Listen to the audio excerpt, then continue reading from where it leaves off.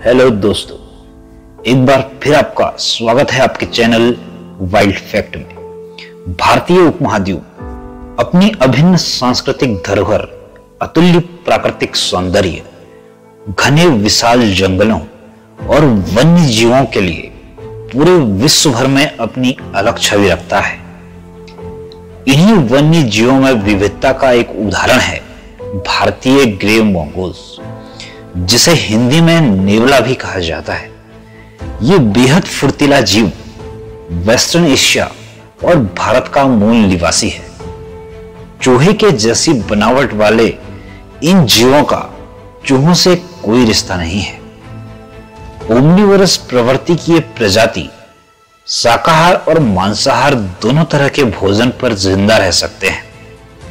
मुख्य रूप से चूहों, छिपकलियों, सांपों और कीड़ों को अपना शिकार बनाते हैं।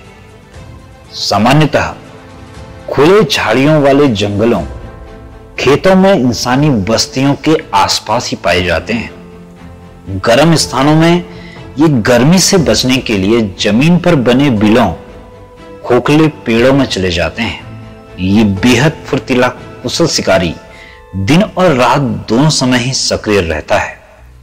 छोटे पैर, लंबे शरीर वाले सिल्वर ग्रे रंग की इस प्रजाति का वजन 1 से पौने 2 किलो तक हो सकता है।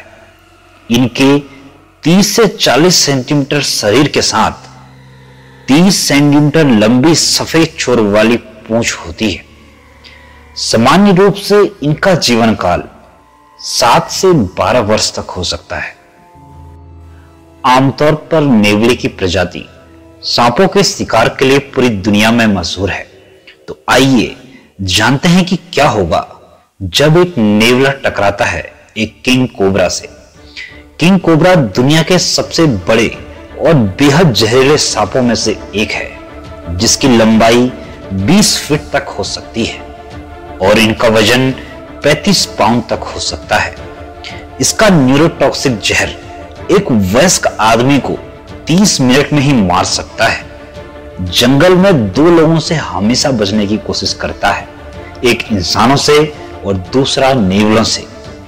इतना खतरनाक जहर होने पर भी इसके जहर का असर इस प्रजाति पर कम ही होता है। इसका कारण है इसके शरीर में पाए जाने वाले एसिटाइल कोलिन रिसेप्टर, जो इसको कुछ हद तक सांप के जहर से बचने में मदद करता है।